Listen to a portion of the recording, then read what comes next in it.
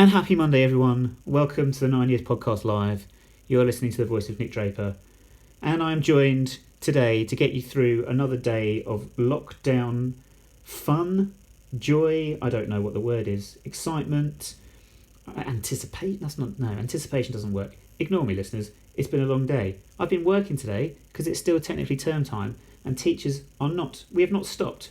We carry on as normal. We're not sitting around watching films all day, sadly. We have to deal with actual real-life problems just whilst we are locked in the cells and the prison rooms of our homes, flats, and other places, abodes that you can live in.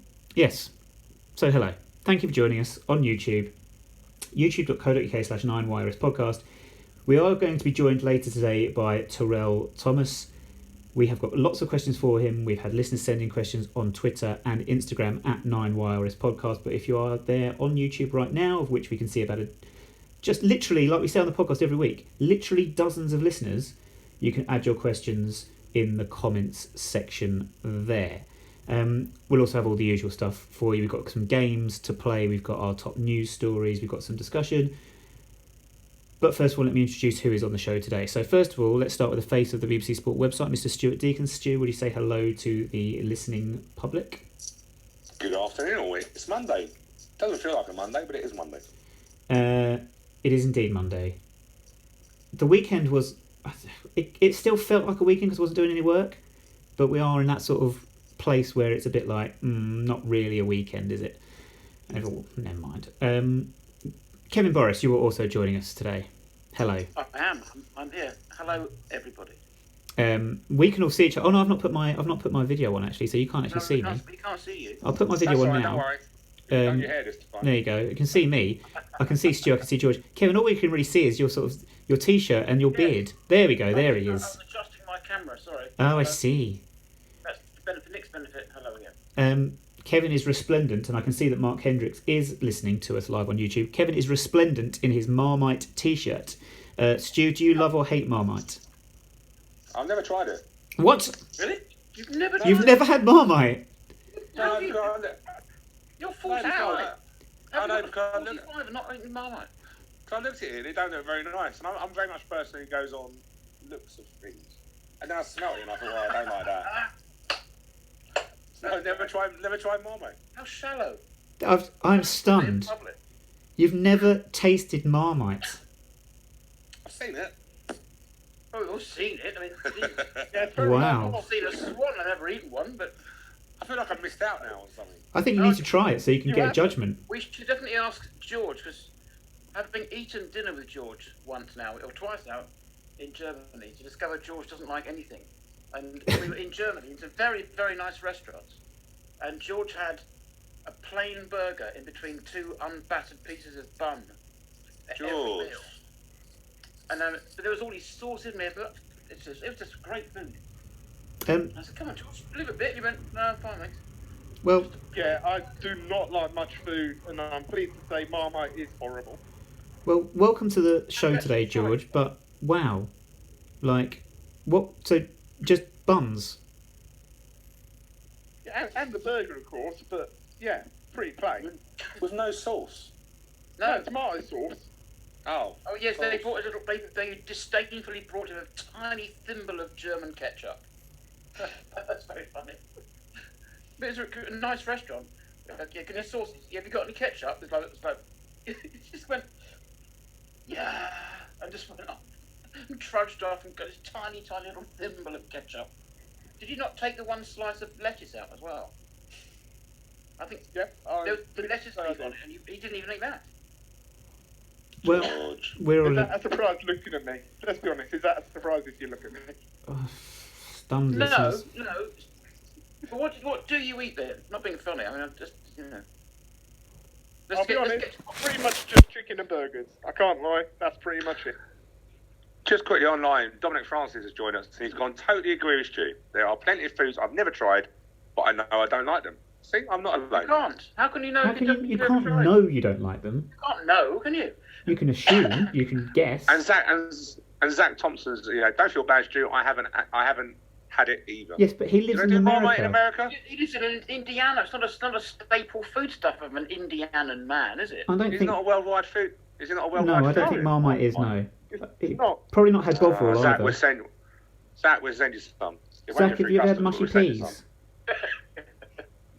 Where do we stand on mushy peas? George obviously is a no because he doesn't eat anything other than apparently chicken and buns. Mushy peas, Kevin? I think I do like mushy peas in if I get fish and chips somewhere north of Leicester, I would probably have mushy peas. You can of course buy mushy peas in tins, probably not. But down here, it seems like a northern food. And I live in the south. Stu? Yeah, I like mushy peas. Interesting fact, well, not a fact really, it's just an observation. Morecambe do the best pies with mushy peas. They actually won an award for their pies, but their mushy peas are lovely. Right. Well, there we go. We're all off to Morecambe, probably never again because football has stopped and is never returning. But one day, hopefully, we'll be able to go to Morecambe away, hopefully when they're in League One. Zach, never heard of mushy peas. Are they different than regular peas? Yes, they're like peas, but mushy. They're peas that have been mushed. And Baylor Hahn says, sack George for poor taste. Yes, George, you are sacked. That's fair. We shall ask later about Marmite and mushy peas. We shall ask Terell Thomas his views on those. But again, keep those questions coming. Tweet us if you wish at 9YRS Podcast or add your questions in the comments section. We'd also like, because what we're going to do now is we're going to have a quick discussion, about 20 minutes, of some of our favourite goals. So an old podcast favourite, the old top fives.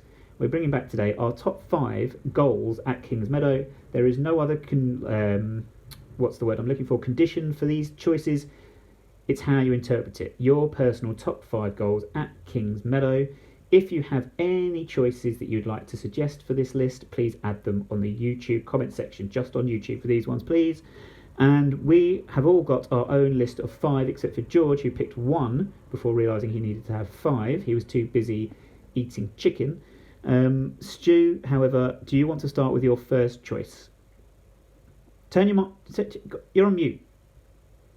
Oh yes, sorry, I was just thinking to myself.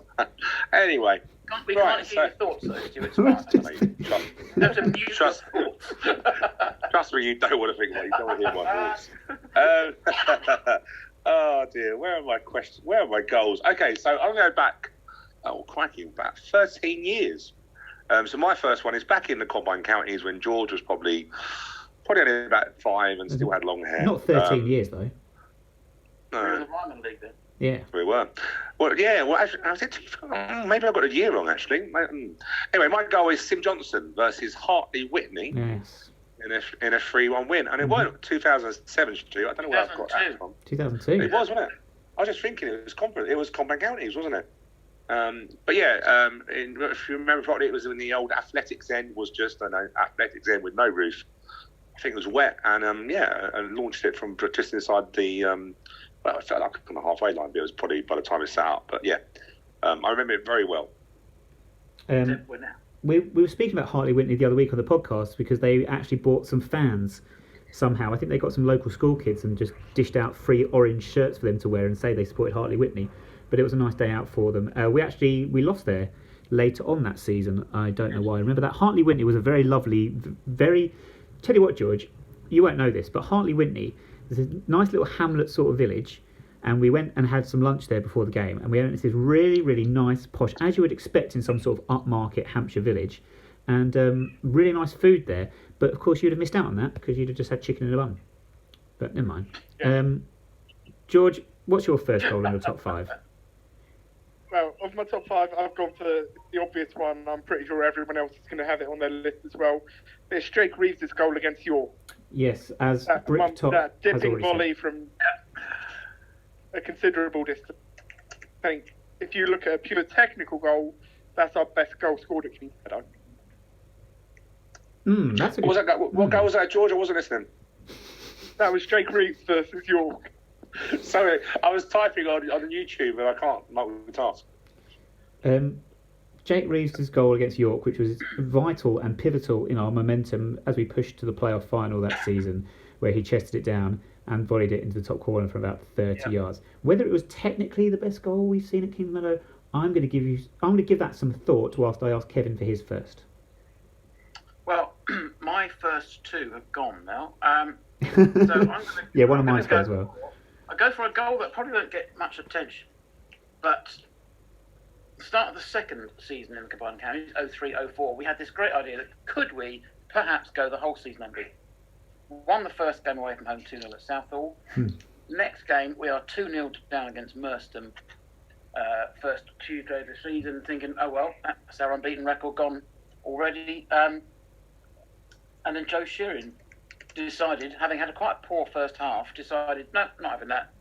And his quality shone through, and he scored a 20-minute hat-trick, and we won the game.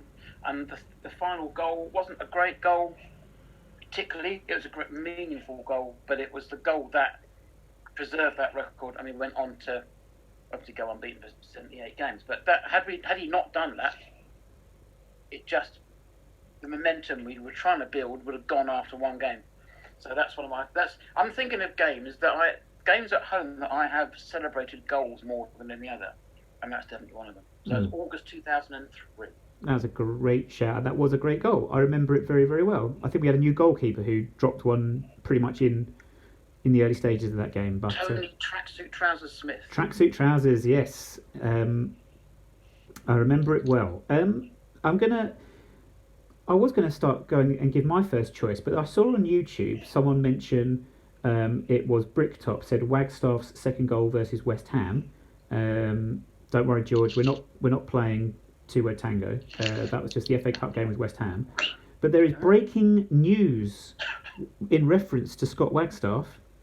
The official club Twitter has tweeted, "Congratulations to Scott Wagstaff and his wife Ellie on the birth of their daughter Isabella." So congratulations, Scott Wagstaff. I'll give a quick round of applause to greet the birth of his little baby. Congratulations to Scott and Ellie. Scott said, "It was honestly the best moment of my life. It's been a long week with little sleep, but worth every minute." And of course, Isabella will forever be told that she was born in the time of Corona. So there we go. Graham Stacey on Twitter has said, "As a Hartley Wintney resident-ish, technically I'm on the village along, I can tell you they still talk about our visit around these parts. Rumour has it the gate helped pay for their clubhouse." So that's what we did for a lot of clubs in the CCL days. Was Hartley Whitney the goal with the ground where they had a raised grass? No, that was Farnham. That's Farnham. Oh, that was the great. Joe, I got really excited when I went to that game because it felt for the first time we had a raised terrace. We had an elevated view. Yeah, and it had if I remember properly, it had a footpath on the other end, didn't it? Yeah. Yes. Yeah. And the fan, the second season, the fan played, didn't he? Did he? Yes. Fan played. Was it Tony Fernandez? Mickey Fernandez? Oh, yeah. Mickey Fernandez played. Well, not fan played. We still won. We still won 4-0. But, oh dear. And then the following week, we put Liam Trotter in the team and we lost. Anyway. Right,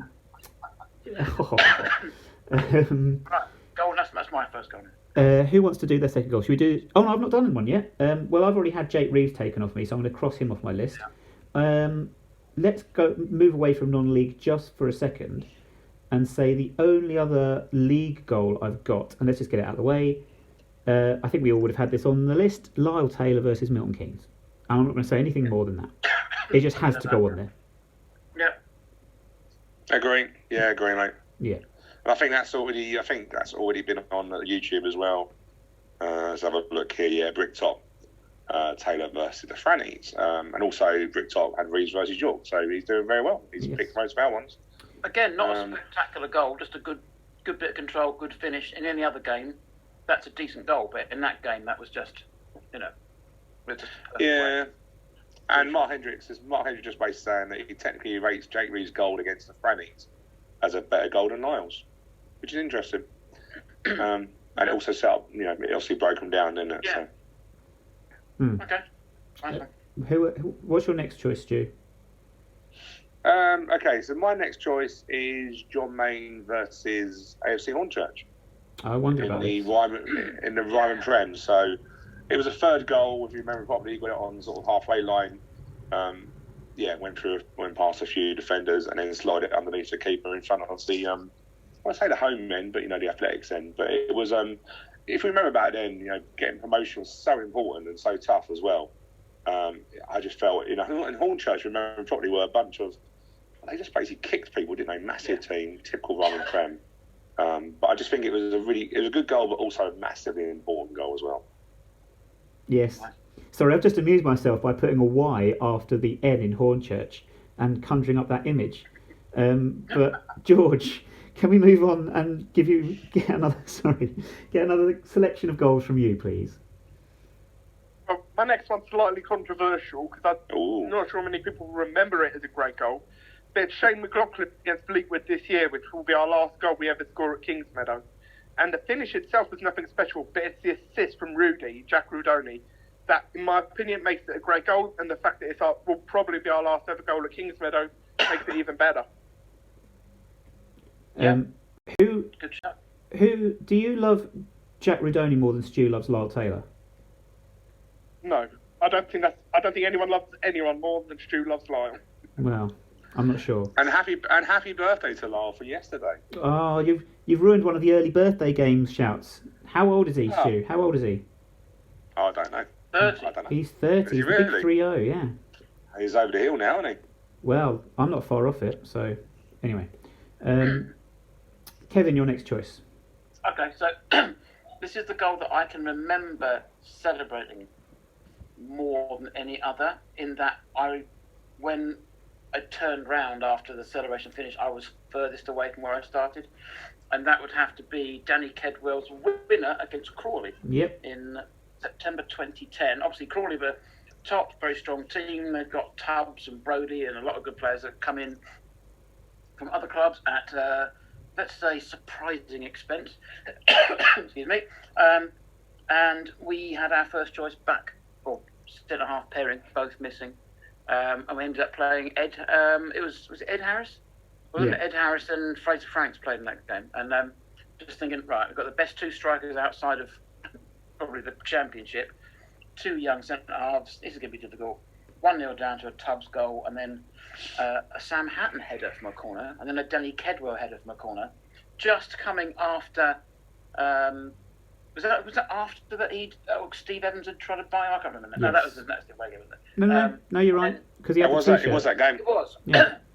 Yeah. Oh, the t-shirt, wasn't it? It's Something's Money You Can't Buy a t-shirt. Yeah.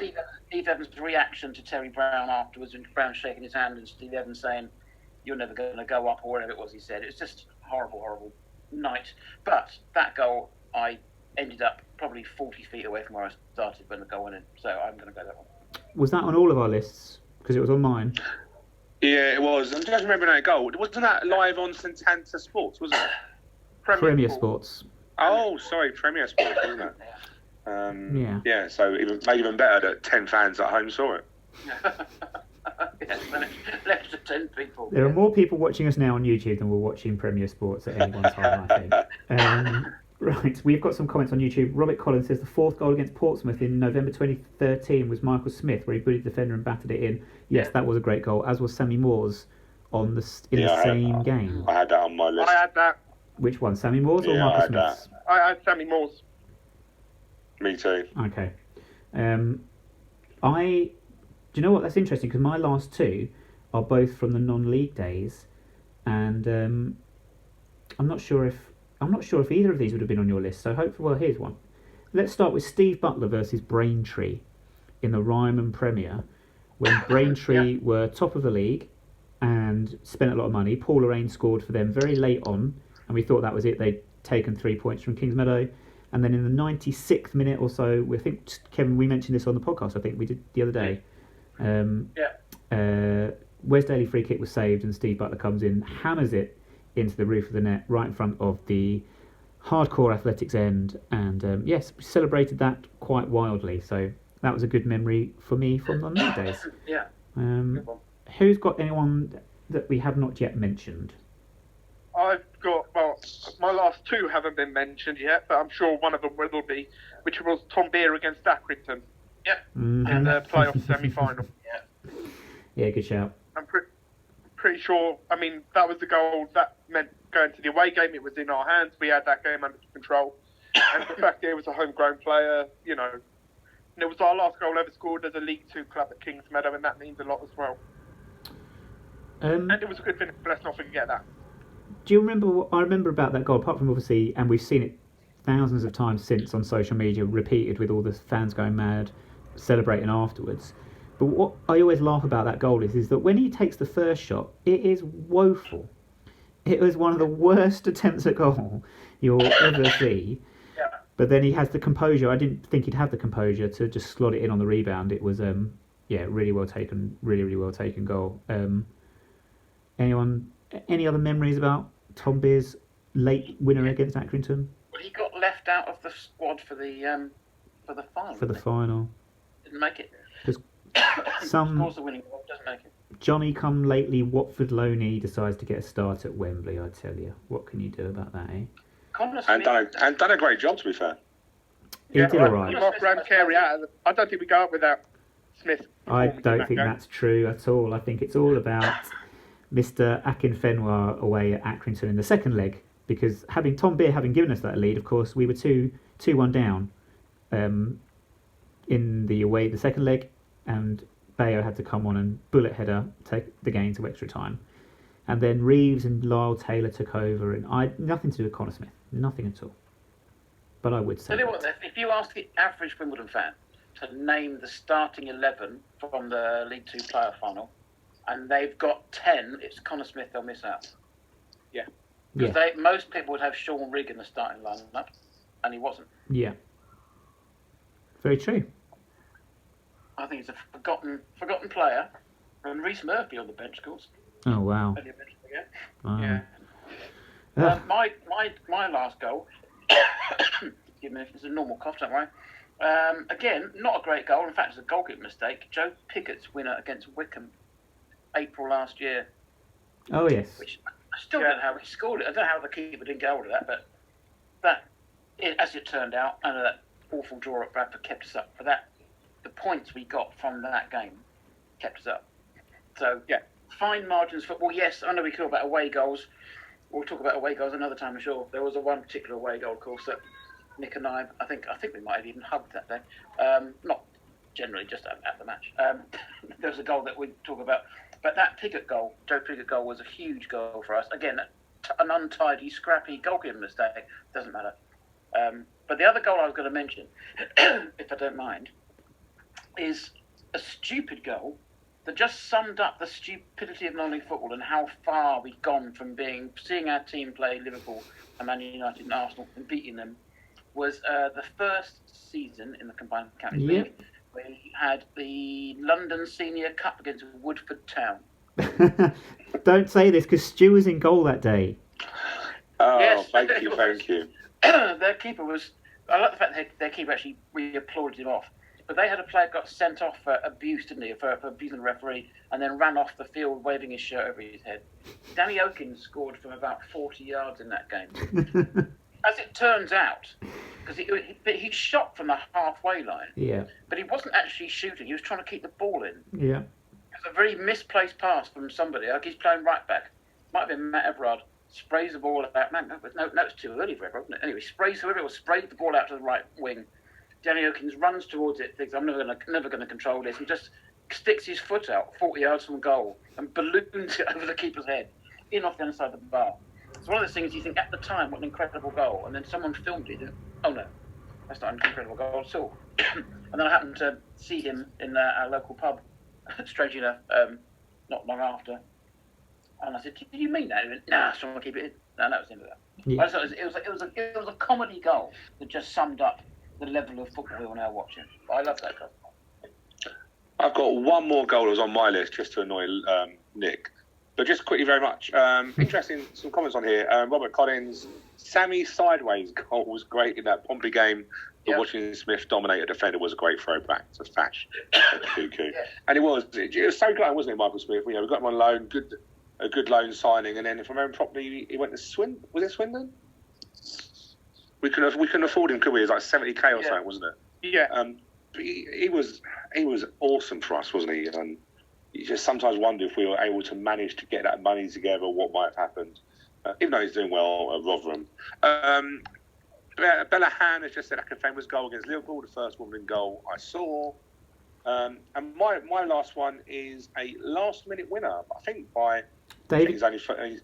David Connolly. Yeah, I thought he might. Yeah, February 2015, 2-0 up. Luton come back to 2-2, and then Connolly, a late goal, a late run, wasn't it, in behind the defence, past the keeper. I think all my goals, actually, are in front of the Athletics. If I'm actually thinking properly as well. Yeah, all my goals are there. It would be, yeah.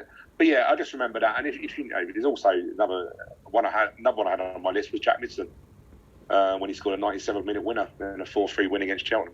I'll tell you what we haven't mentioned is Jack Midson's winner against Fleetwood that kept us up. Yeah, I thought about that.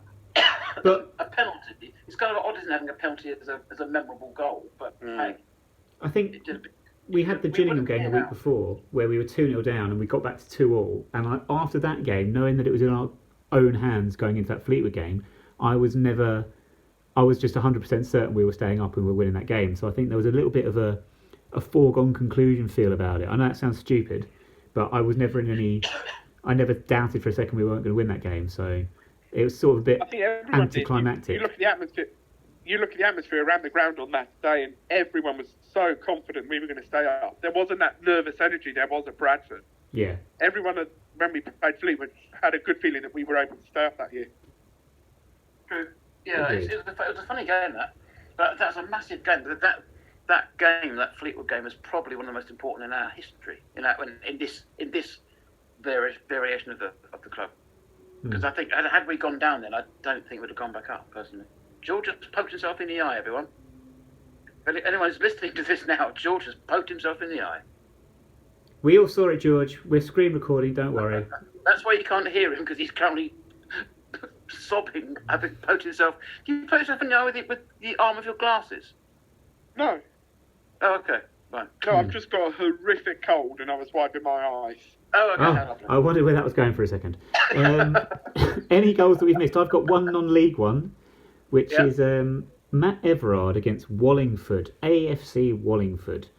Only because for me, it was a bit of a landmark goal in terms of we beat the big league leaders, the team we were all expected to win the league. A bit of revenge for their 3-0 victory over us in the preceding November. This would have been in the first CCL season. We won 3-2. And just a memorable goal and memory for me, and Matt Everard scoring that winner. So yes, have we missed any out? Yeah, I think Toby Sibbick's goal against West Ham hasn't got a mention yet. George, have you mentioned anyone that's not a youth academy graduate? Or Shane McLaughlin, who you spent the whole time talking about Radoni's assist for? Yeah, I mentioned Jake Reeves. This is true. I will give you that one. But Toby Sibbick, beating West Ham, that was a moment where we really realised where we were as a club and how far we'd come, knocking a Premier League team out of the FA Cup. Having played put in the worst performance of all time just 5 days before. Oh yes, that's why none of the West Ham goals got in my list, because that still slightly rankles with me about how bad we were in the week before it, and that was just a little bit of a guys, come on, if you can put in this level of performance, you could have done this against Fleetwood, but you didn't. So it does still rankle slightly.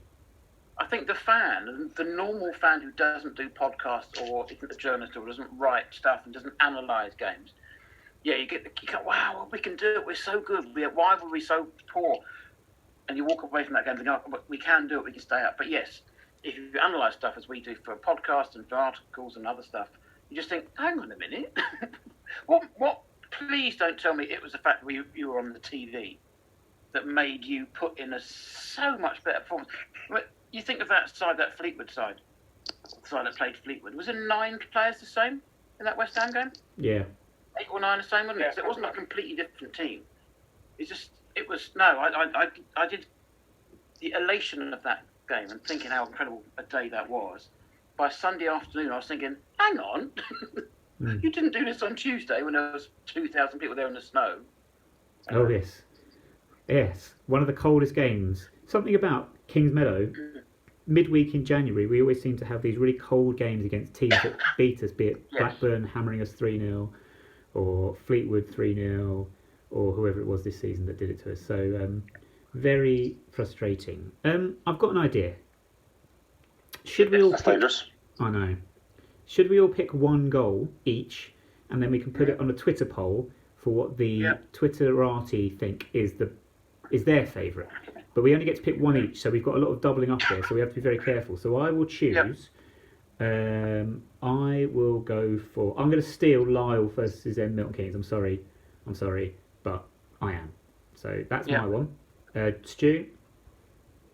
You've got me thinking. I'm going to pick John Maines versus Hornchurch. Okay, I'm not writing these down as you speak. Kevin? Danny Kedwell versus Crawley. And George? Jake Reeves versus York. Okay, done. We shall put that on Twitter shortly, very, very shortly. Now, we are waiting to be joined by Terell Thomas, and he will be joining us at some point, but he's not quite ready yet, is he, Stu? He's still having makeup done. He's still in our green room, just waiting for me to accept him into our room. No, Tara should be with us shortly, and we've got some music from him, haven't we, as well, that he picked. Not that we're too sure. We're a bit worrying about these people's choices of music, isn't it, really? Well, what I'm going to do now is before we put his music on, you've reminded me, not only have we got a music choice from him, we've also got, and I'm hoping this works, because what you should now see as I'm speaking is video of his goal against Portsmouth, his winning goal. We shall revisit that when he joins us. Now, the reason I did that is because I'm going to listen back to it to see how the audio works with the video, and if it actually works for you people listening at home, so I can get it right. But also, Stu, you're quite right. Now, we always ask our guests to pick a song that we play on the show, and Terell Thomas has picked. I don't know what it is. Is it Mo Stack? Please tell me it's Mo Stack. It's not. It's the Soccer Boys with 1 cent, 5 cent, 10 cent dollar. That's just noise. Should I put it on so the listeners can all enjoy it before Terell joins us? Yes. Let's put it on now. This is Terell Thomas's choice of song. It's still better than Jack Rudoni's the other day. No, George, there's no argument there. Enjoy. We'll be back in a few minutes' time.